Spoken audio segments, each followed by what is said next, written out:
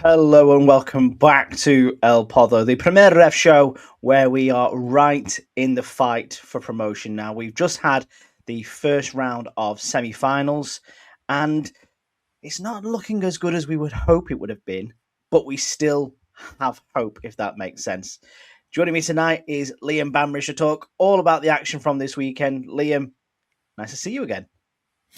Yes, good to get back in the saddle, so to speak. Although I'll be honest, Nick, much as I always enjoy talking about Primera RFEF football with you, this isn't going to be one of the most enjoyable episodes of the season, I suspect.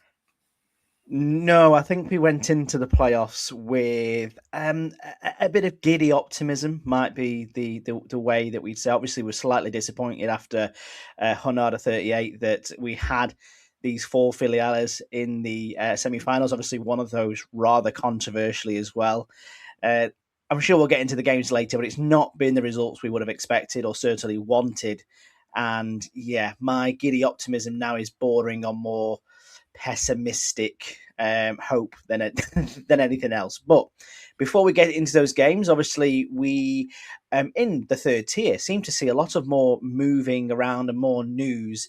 You know, as soon as the season ends, obviously there's a very short window between the season ending and the new one beginning, and there is a mass migration of players, managers, and obviously teams that are coming up to this level. So we've got plenty of news to get our teeth into first, starting with some rather bad news, really, as far as we're concerned, because we knew there was obviously great news that San Andreu and Europa would be able to play at their home stadiums next year.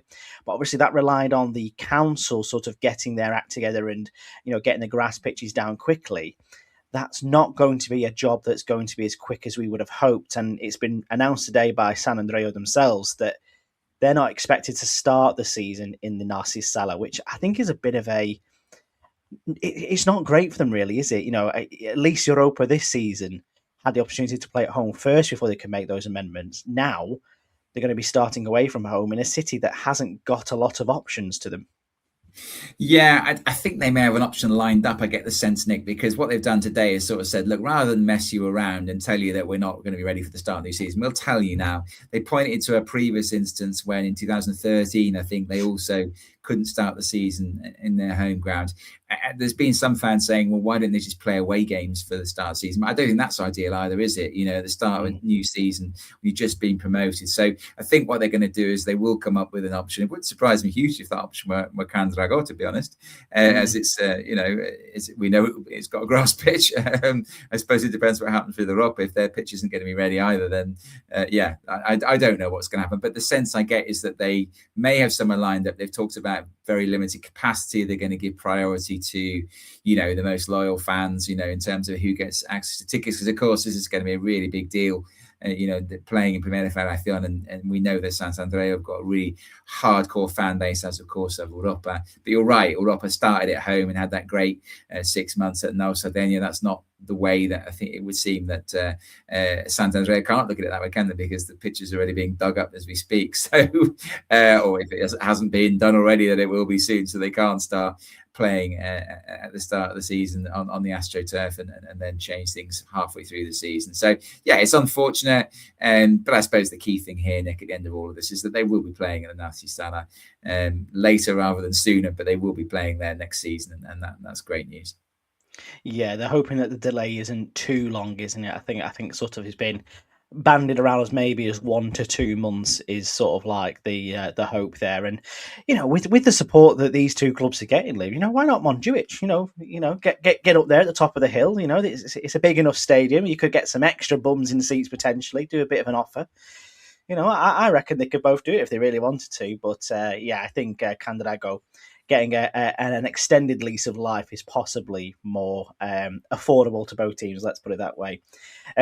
As I mentioned at the top of the podcast, Liam, obviously this is the time when a lot of clubs start to do their shopping, whether it's for players, whether it's for new managers. We've had a couple of announcements come out in the last week of new gaffers coming into their new clubs, starting with Fran Justo, who's joined Alcorcon today. This was a bit of a strange one for me because I thought maybe Alcorcon might go a bit more ambitious than this, Liam. Fran Justo, who I think had a pretty decent season with Algeciras last time out, obviously took over Mirandés at the beginning of this season, but that didn't go too well. Is this sort of like the right fit for Alcorcon, or do you reckon they could have done better? It's a really interesting one, this, because he is highly rated. Clearly, I seem to remember him doing really well at Alentejo and then getting a job at Lugo in Segunda, and that didn't work out well either. So maybe there is that sense that, Primera Federacion is his ceiling, but he's pretty good at this level. So I don't think this is a bad hire at all. As you said last season at Algeciras, he did a good job with a limited budget, put them in not a bad place. So yeah, I think it's a decent hire overall.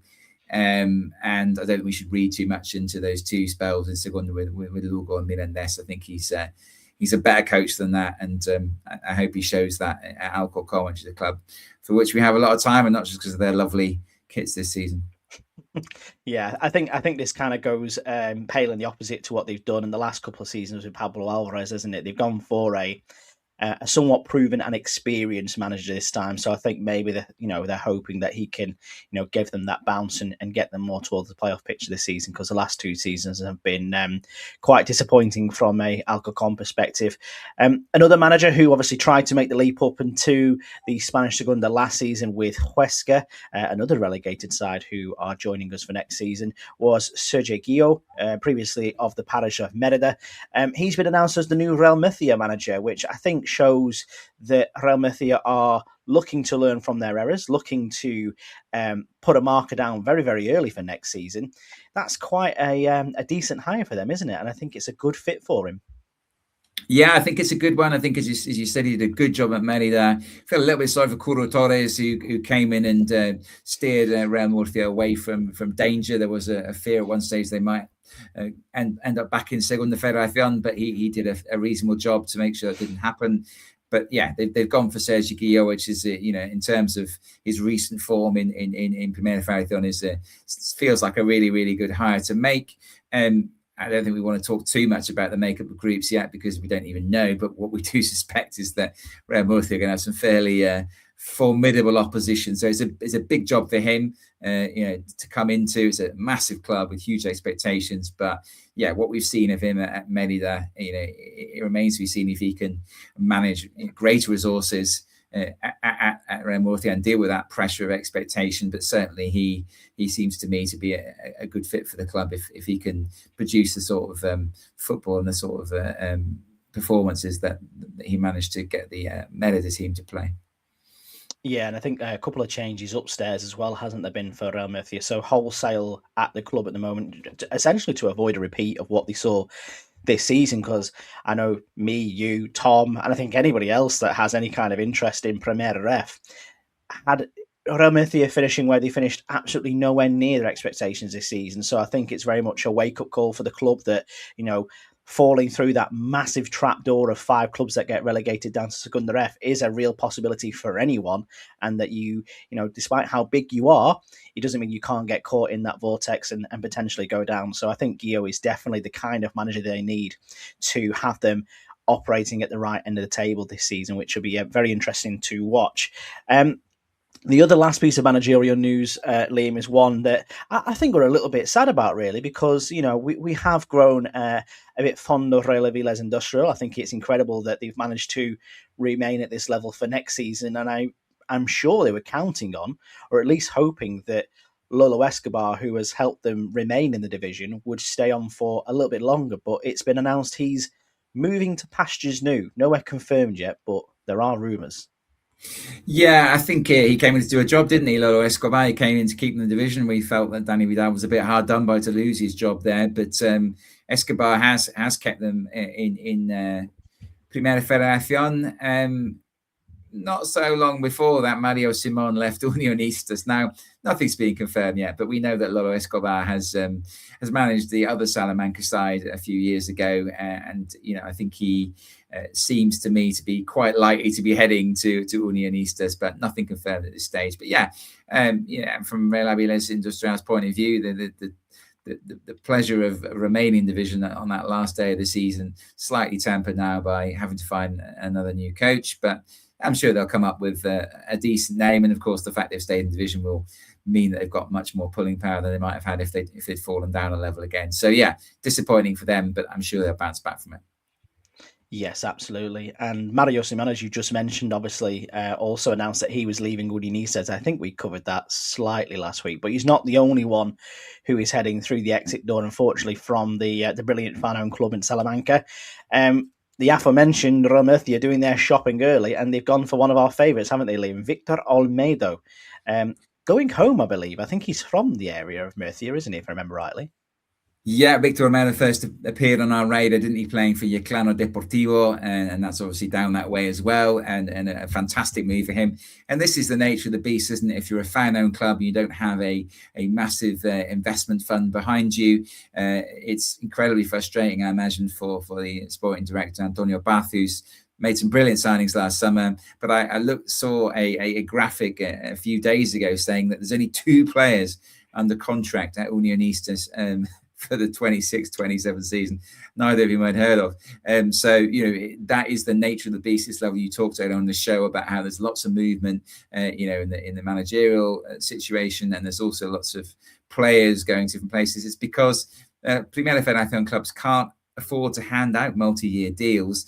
So you get these great signings like Olmedo, who's turned out really well for Unionistas, and also Juanje, of course, who's a massive favourite of ours, and also ex-Yeclano Deportivo. And unfortunately, the wages that they can earn at someone like Unionistas are not enough to keep them there when they have a great season and bigger sides come knocking at the door. And it's a real shame for Unionistas. But obviously, from a player perspective, delighted for both Olmedo and Juanje. We don't know where Juanje is going yet, do we? And there's been a few rumours, I think, that he might end up in Segunda, and that would be amazing for a player who's had a brilliant season with Unionistas. But yeah, it's the flip side of the coin is a team that we have a lot of time for. A fan-owned club lose 2 of their best players because they're both out of contract and there's nothing they can do about it. They can't match the terms on offer elsewhere.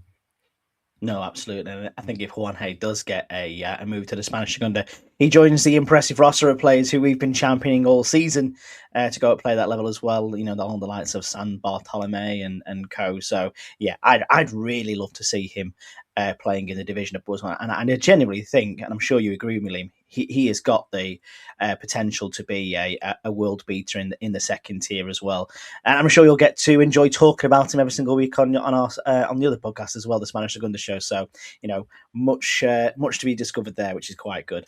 As well as teams joining us from the Segunda F, we obviously had the playoff finals this weekend, Liam. This is a much better picture for playoff finals, isn't it, than the one we might have this season, because we have no filiales joining us via the playoffs. Obviously, we've had Deportivo Fabril confirmed as champions, but here we have quite a decent roster of clubs from all 4 corners of Spain, which I always think is quite nice to see. Starting with CD Coria, another Extremaduran club, a town of just 12,000, Liam. They knocked out Real Oviedo Vestuta, which is the B team for the Asturian side, quite comprehensively. And this is a bit of a story, really, aren't they? Because this is the highest they've ever played in their history, if I remember rightly. Yeah, absolutely is fantastic news, that, and brilliant. We've now got 4 representatives from Extremadura in Primera RFEF, which is one of the most forgotten provinces of Spain. Of course, it's over on the southwestern side and below Madrid, quite a long way below Madrid. It's the only province I've never been to. And we now have Mérida, Cacereño, Coria, and of course Extremadura themselves, the team that won the championship in Segunda RF. So yeah, brilliant, delight for them. Of course, extra pleased because they made sure a filial doesn't join us. So Real Oviedo Vetusta well beaten in this tie. A town of 12,000 people, and the next team we're going to mention, a town of 152,000 people. Not a town, of course, a city. Uri Logroña. It's a great story there as well. Yeah, absolutely. And at one point, they were looking at potentially missing out on this promotion place, obviously with Ude Sanse, who I think And I know we've had some joy with the geography this week already, Liam. But Ude San's from San Sebastian region, if I remember rightly. No, not from San Sebastian. Do Oh, not put yourself out there on Spanish geography, Mr. Bell, please. They are from the outskirts of Madrid. So ah, right, there we go. there is, to be Absolutely. fair, Sanse is a shortening for Real Sociedad B, which they often use. So it's confusing, to be honest. But yeah, this is very definitely not from Real Sociedad or from that neck of the woods from San Sebastian. They are on the very outskirts of Madrid. San Sebastian de los Reyes is the town. I was there a couple of weeks ago actually to see the game against Alcoyana. They won through in the semi-final against Alcoyana, but yeah, they got put out here. But they looked like they were going through, didn't they? And it looked like they were going through because they finished the season so well. In fact, finished in second place in Grupo 5 in Segunda Ref. But then in the last few minutes of extra time, it all was turned on its head. Yes, it was. Edu Cabetas scoring in the 114th minute to send Ude Logroñez through 2-1 on aggregate. And like I say, I think Logroño is obviously a very interesting place. Obviously, CD Logroñez was a club up until I think about 2012-ish. Don't quote me on that as much as you don't quote me on geography. But then obviously we've got these two sides that now occupy the same ground. There's a fantastic story about SD Logroñez in Miguel Pereira's book, and less so much about Ude Logroñez, but still a brilliant and fascinating club in their own right, aren't they, Liam? Yeah, I think we've got the same situation in Orense, haven't we? I think the popular vote is always going to be for Este Logroñez and Ude Orense. We might talk about a little bit later on. But yeah, listen, Ude Logroñez is a team that we're more than happy to have joining us. Although I do feel for Sanse, I thought really enjoyed going there and was hoping they'd make it. The bars, especially, were a particular highlight for the historic nature. But yeah, it was a brilliant way to go through, I suppose, if you're an Ude Logroñez fan, to seal that victory on aggregate in the last 6 minutes of extra time. Another team that won through in extra time, and we're very pleased about this one as well, aren't we? Yeah, we really are. Real Jaén, which is very high up on our must-visit list. Obviously not too far from Malaga. I'm going to say. I think that one I'm more comfortable with than that. I think it's about 2 hours, isn't it, away from Malaga, or at least on the road towards Cordoba and Granada. Play at a really fantastic stadium, and obviously represented in a wonderful colour, Liam, that I'm sure you'll be a massive fan of. We've obviously lost Depo Guadalajara, which played in these brilliant purple kits. You might have to settle for the away one this time, but still the home white and purple kit is really, really nice. And to be honest, beating Atletico Baleares across 2 legs quite comfortably in the end, it is a real statement from this club, who were only promoted from Tercera Federacion last season. And Atletico Baleares were the team that pushed San Andreu right until the very end, really, too. So, there clearly is, something not quite there with Mallorcan football at the moment, but happy to see Real Jaén join us in Primera Federacion next season, aren't we? Similar situation, to be fair, actually. It looks comfortable overall, but I think Atletico Baleares were winning this tie. I think they lost the first game 2-1, but winning the second game 1-0. And of course, they were, as you say, neck and neck with Santander. And so, therefore, if it had stayed 2-2 after extra time, as with the situation with Sanse, Atletico Baleares would have gone up. But Real Jaén did score twice in extra time, and that pushed them up. Another disappointment just down the road on Mallorca was Poblense, one of the smallest teams, I think about the same size as Coria, the town Sa Pobla. But they went to penalties against Aguilas, because in that case, both teams have finished third in their respective leagues. So there's obviously no advantage. It's not about how many points you got in that particular league. If you're playing another team, third place team, if you're third, or fourth place team, you're fourth, or whatever, then it has to go to penalty if you're level after extra time. And Aguilas won that penalty shootout 5-4. So yeah, they're coming to join us also for the first time in Primera REF. And finally, the other Orense that we did make a mention of a few minutes ago, Ude Orense, are also coming our way, aren't they? Yes, you lose one Orense, but you magically get another one as well, which is always nice to see. And this time we're getting Ude Orense, which is the, I think when you, like you say, you were talking about the Logroñez comparison earlier, this is the more, this is the original one, isn't it, if I remember, or more aching to the original club, if I remember rightly. Orense CF were not the copy. I don't want to be disrespectful that way, but that's more sort of like the business startup, isn't it? So we're getting to see both, which is quite nice. I also would point you in the direction, if you listen to this podcast and you happen to be a fan of Reading Football Club, go check out Udinense's badge. It might look a little bit familiar to you. And I think I saw this weekend a fan wearing a Reading shirt as well, sort of in homage. I don't know what the connection or the story is there, or whether they just like the design of the badge, but it's a great link just to put between our two great nations, and potentially get some Reading fans on board, and a bit similar to the Bristol Rovers and Sabadell connection. Maybe we could get a friendly one day out of this. Yeah, who knows? No, I'll definitely be checking that one out. And I think I'm actually going to do an interview with a Reading fan tomorrow night, so I'll ask him if he's aware of that.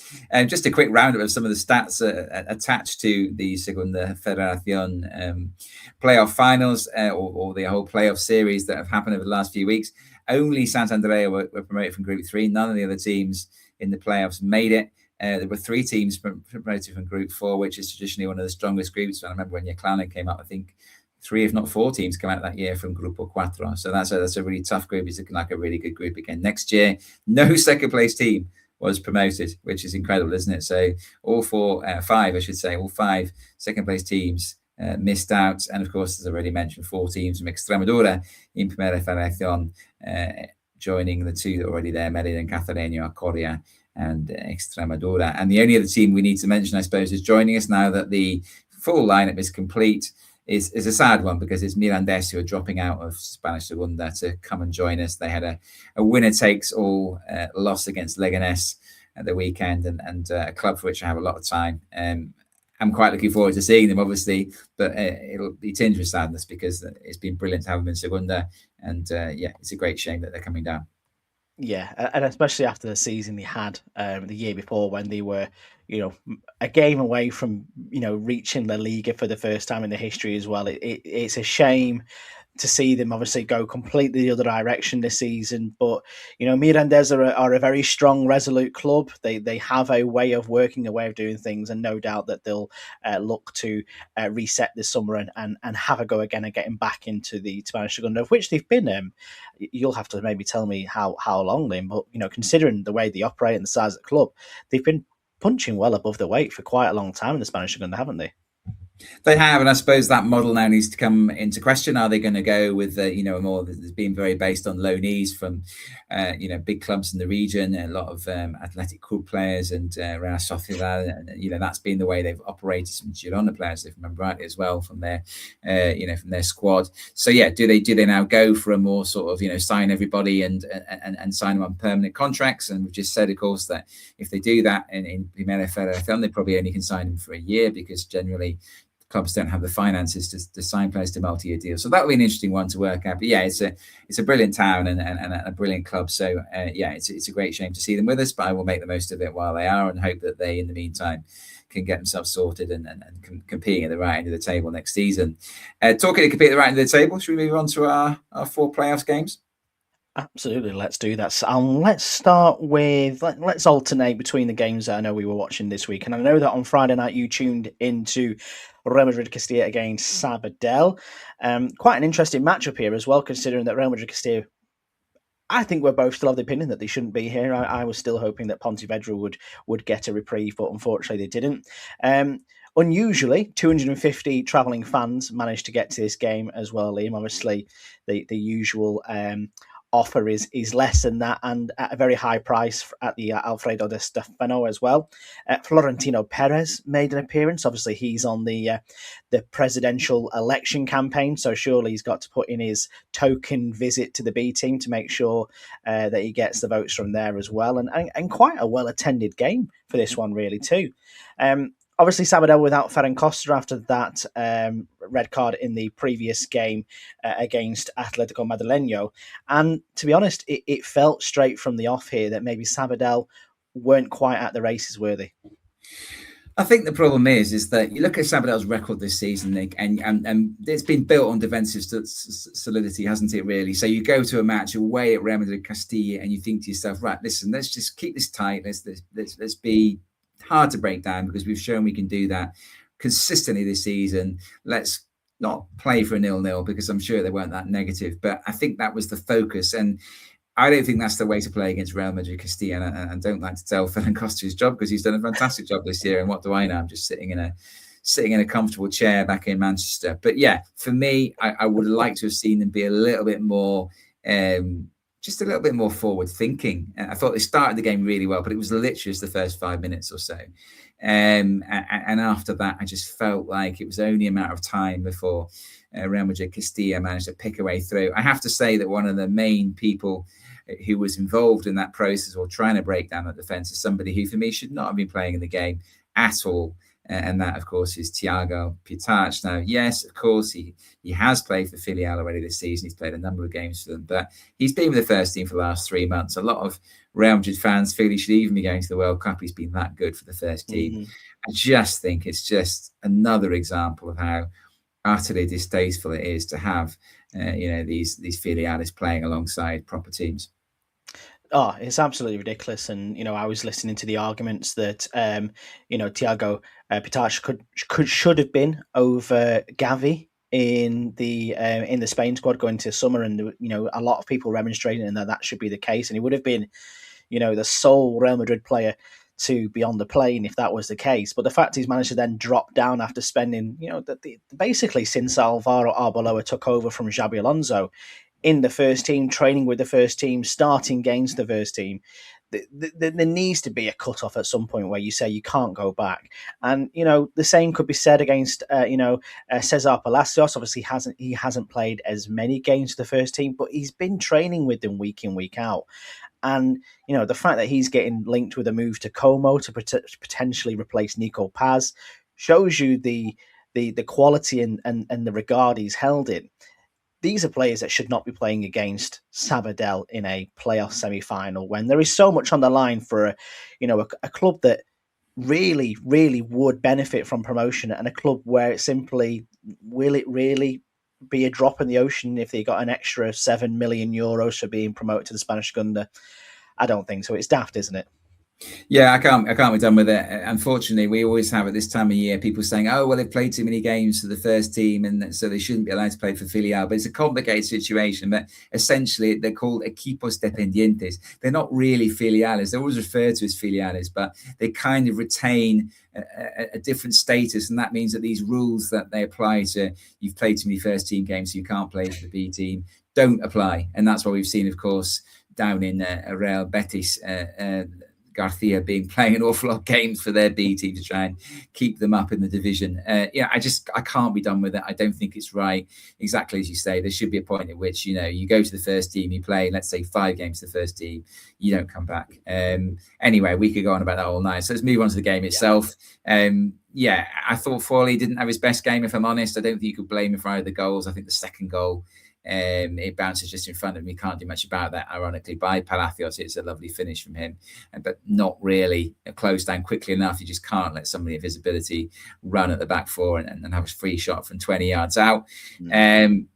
I just thought, Tom texted me in the first half of this, we were watching it together, and not together, but different places at the same time. And he said to me in the first half, look, they're not tracking the midfield runners from deep. And he's absolutely right. And that's how the first goal comes about. There's a midfield runner who's just got into a good area and duly finished off. So, I felt they should have been braver. I don't know about the defensive structure. I think they tried to be tight, and they are generally very, very good defenses. We know, kept loads of clean sheets. They haven't had an amazing 2026. They were probably better in 2025, if we're honest here. But yeah, they've now got a mountain to climb, haven't they? Yeah, they really do. And I think, I think this was typical of a few of the sides in these playoff semi-finals, is that they appear to be paying too much respect to the Filiales. I certainly felt the same watching the Villarreal game, lesser to an extent in the Ponfe Atleti Madrileño game, and again maybe less with Celta Fortuna in Europa. But I think sometimes, as much as I don't want to say they're in awe, because that's not it all. They're just kids at the end of the day, or aching to them. But it's kind of like they let the occasion get over that. And I think especially in these games where we've had, the Filial playing at home first, that's affected a lot of these sides. Like you say, they've set up to go for the draw, or at least come away with a an aggregate draw win potentially. or an aggregate draw result, sorry. And I really sense that from Sabadell, where they didn't really get their players who have an outlet, who have the talent to go and attack and counter and get a goal. They didn't not show up. They just didn't feel empowered to go and do anything in this match, which I think is a massive shame. And as you said, this is a big hill for them to come over next weekend again on a Friday night as well, which is an absolute kick in the teeth to Sabadell as well. And we've seen this season already that they've struggled for goals at home. Can I really see them scoring 2-3 past Real Madrid Castilla? I'm really pessimistic at the moment, Liam. Yeah, I mean, obviously they only need to win the game by 2 goals because they finished higher up in the league. So after 120 minutes, if they were to win 2-0 or 3-1 or whatever, then they would obviously progress in this tie. But yeah, I mean, they just have to. I mean, I think it will be sold out. We've talked before about the lack of support at times when I felt they deserved better. I think it will be a great atmosphere there. I think if they can get an early goal, then who knows? But yeah, they're up against it, and it is a shame. I just feel like you need to press Real Madrid Castilla higher. I just feel like that they'll always play out from the back because most filiales do. And I think you can put pressure on them inside their own half, and then you can make the most of those scraps that you pick up. Do you know what I mean? And they didn't do that. They sat back and tried to contain Real Madrid Castilla, which for me was the wrong strategy. And for me, they paid for it. But I'm hoping there'll be much more front foot in the second leg. Ponferradina 0, Atletico Madrileño 0. Feisty, this one, didn't you think? Yeah, not just very a much red so. card, but I'm watching this back. I'm like, there's an awful lot of comments going on between players here. There's a lot of needle, and I'm not sure where that came from. But my word, there was plenty of words being exchanged between players. This felt to me like mind games from Medinafti, and I think he was hoping he could really sort of like overawe Atletico Madrileño on the occasion here, because they're obviously a very good B team, as we've seen all season, but they are, like you say, there for the taking sometimes. And I thought he actually got this spot on, because as you were just saying a minute ago, the way to go and sit on Real Madrid Castilla is to play them high and try and capitalise on the defensive errors. I thought Ponfe were very good in this game at doing that. What they weren't very good at was taking those opportunities and taking those chances, unfortunately. And I feel like after this game, they'll probably regret not capitalising on the opportunities that they had, especially after Atleti B went down to 10 men. This is, again, a very bizarre situation, isn't it? It was, is it Ikaluke who got sent off in the first half for pulling his opponent's hair? Never seen that before. What's bizarre about this, Nick, is that we've seen a few of these recently, haven't we? And it's not something I like, of course. It's very distasteful in my opinion. But the guy whose hair he pulled, he's hardly got any hair. How did he even manage to do it? It's quite an achievement to actually pull his hair. We've seen on the whole players with long hair. And in fact, we had an incident with one of our favourites in the past, Ethan Gonzalez, who somebody ended up getting sent off for pulling his hair, and the opponent claimed that he just sort of missed. There's plenty of hair to grab onto there, But so this guy's got almost no hair at all. And what amazes me about this, and is this current climate, Nick, is that Luque looked absolutely aghast when he got sent off. I'm like, what are you thinking? These last few months, we've seen a number of instances of this happening. What on earth are you doing? How on earth can you be surprised, especially with a level of video technology available to referees in Primera Federacion? It's not VAR, but it's good enough to spot that, isn't it? And red card, deservedly so. And you're right, Ponfe really did need to take advantage of that, and unfortunately couldn't. Just a case of might have been in certain situations. Calderon's control let him down at one point. He was in a good area, and he took one touch too many, got closed down. Just little things like that didn't quite work out for them, didn't they? But Atletico Madrileño posed questions as well, didn't they, on the attack? They didn't go into their shell, I didn't think, even though they were down to 10. No, I thought what Atletico Madrileño did well, though, was absorb whatever Ponfe put in front of them and then try to catch them on the break. Obviously, the quicker and the faster side that they are, they know how to capitalise on that, and I think that's something that Torres did really well. And I think he hit the nail on the head for Ponfe, really. It was a hesitation. Every time that they came towards getting the ball towards the goal, it was just that one extra touch. It was just that stammer. I think Slavi was, really guilty of that as well, sort of like maybe being in his own head. I'm not too sure.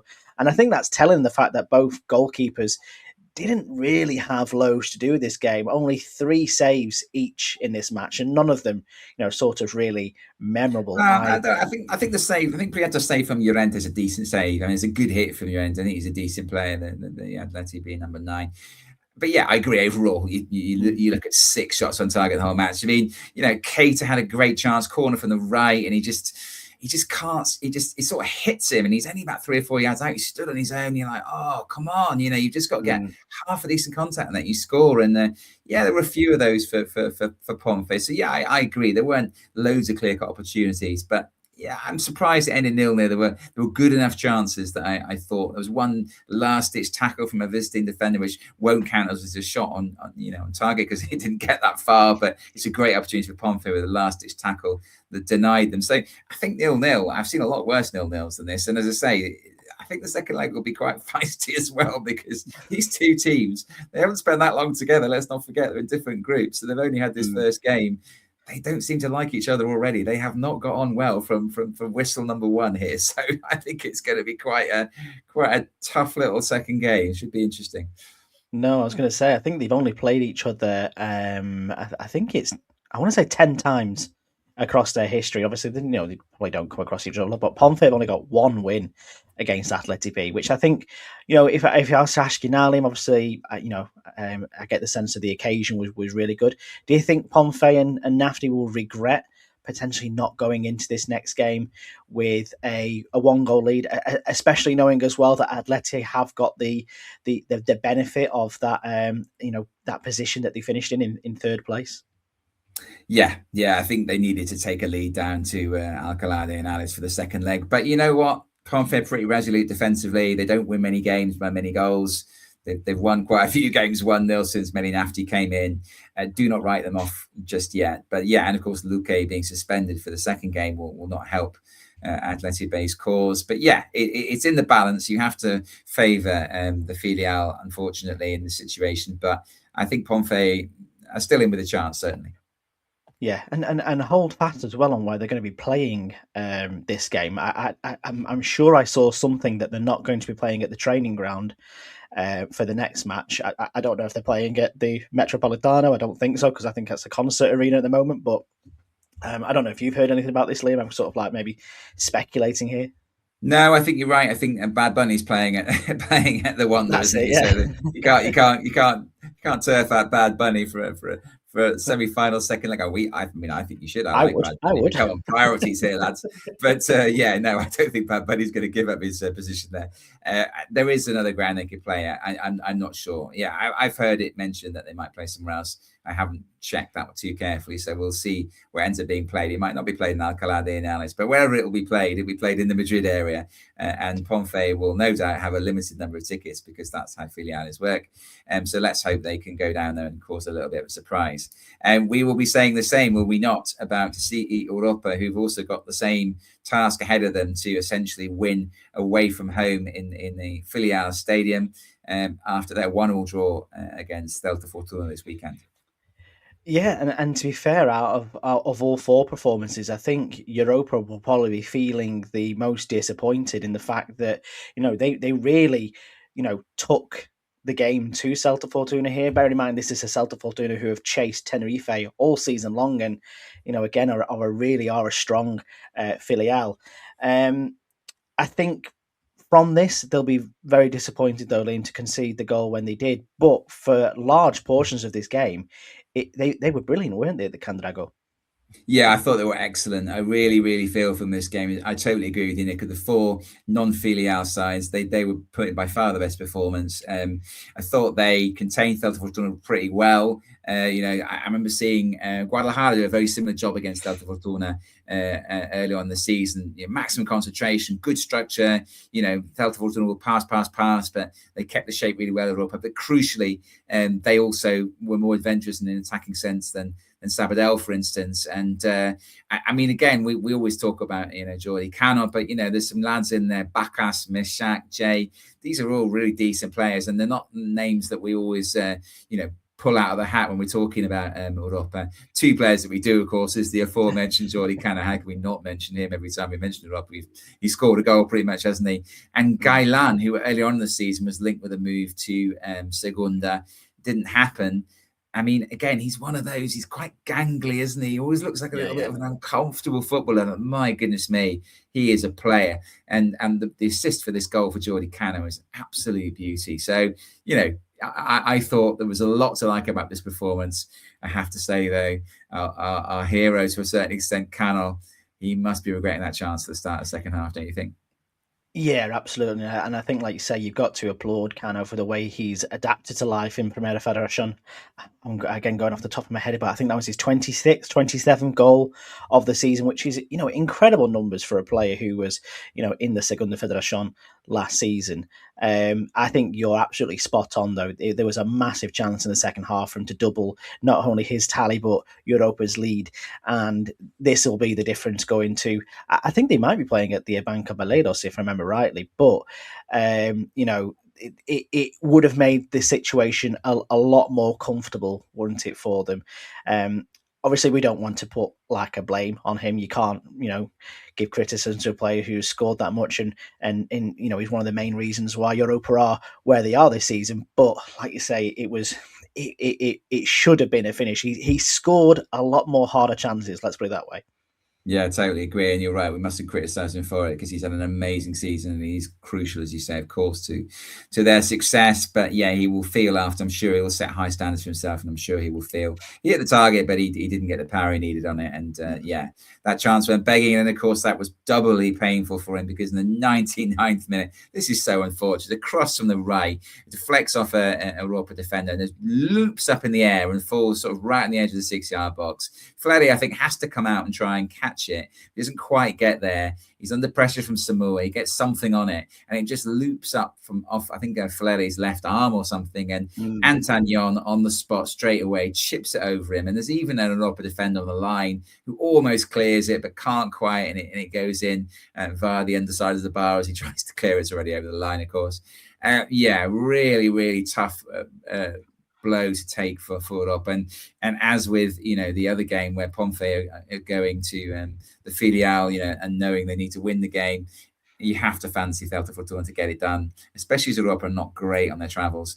But yeah, that would for me the other three sides pretty much got what they deserved, but you know, Europa didn't really for me. I thought they were really unlucky not to win this game.